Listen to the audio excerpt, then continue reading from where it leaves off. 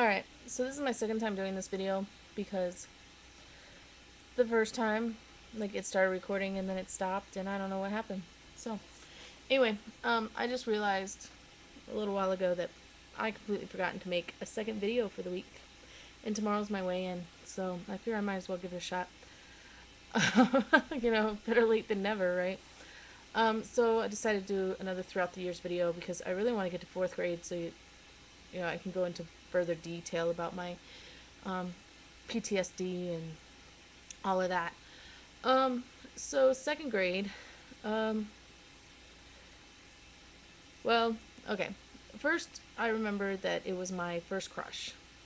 His name was T.C. Reddick, and he was really cute. All the girls had crushes on him.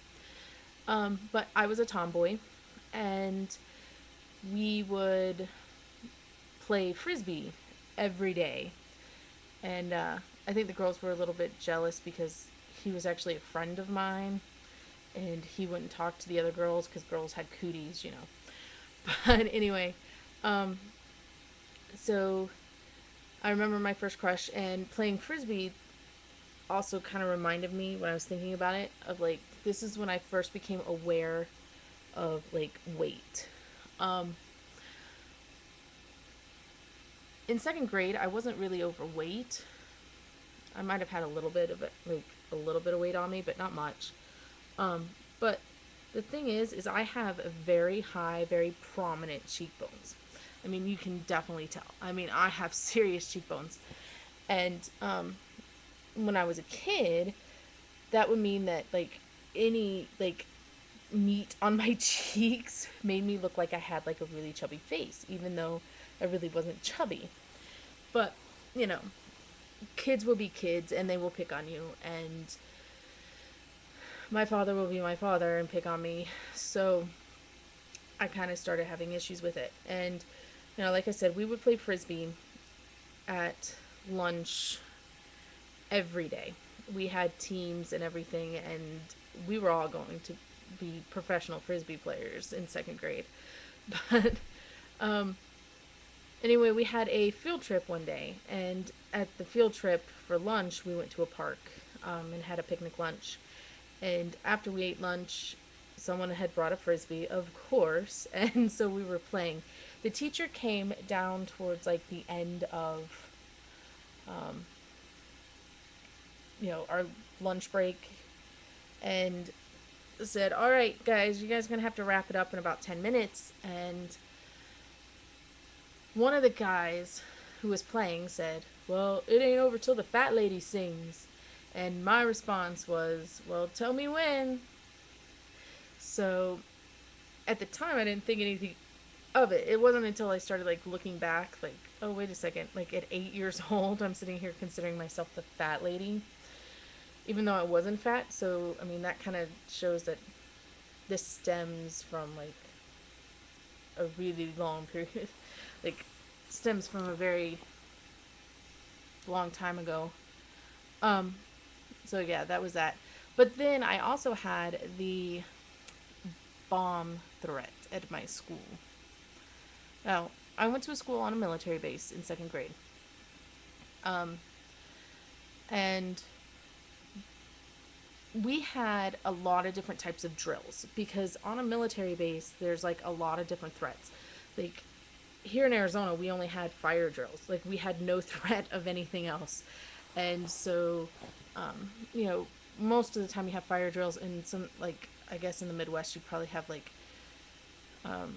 tornado drills, and you probably have like earthquake drills, or I don't know, in California. But we had several different types of threats on a military base. And so we had our fire drills, and we had our sirens, duck and covers. We had tornado drills, which I don't know why South Carolina's not really known for tornado drills. Anyway, but we like prepared for everything. And, pretty much anytime the base was having what they call their war games, which basically is a way of, like a training thing. And every single person who works on the base is part of the drill. They're on call, and they're basically saying, acting out what would happen if the base were to be under attack. Well, as part of that, being in school, we would have to know what to do in case somebody attacked us. So one day we're in class, and all of a sudden the fire drill rings, but it's not like a fire alarm that like we're used to. It was the same bell, but instead of being like a consistent ring, it was like a pulsating thing. And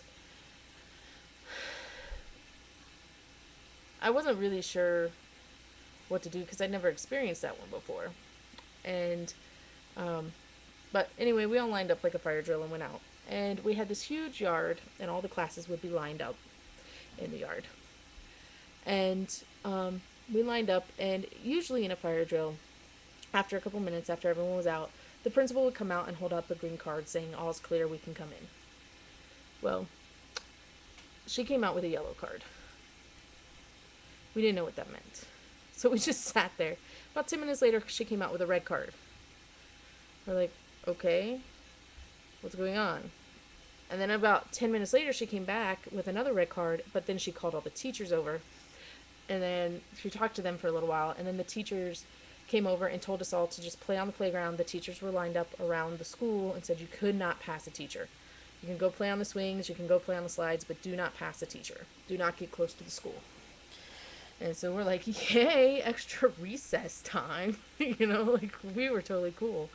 And then all of a sudden you start hearing like sirens and stuff like that.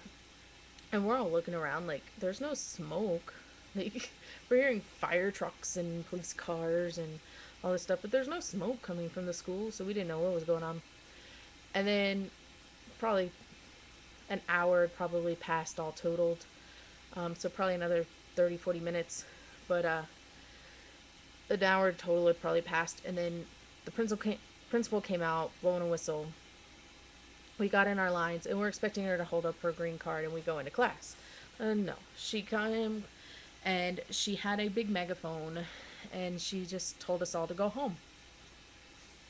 It wasn't even lunchtime yet.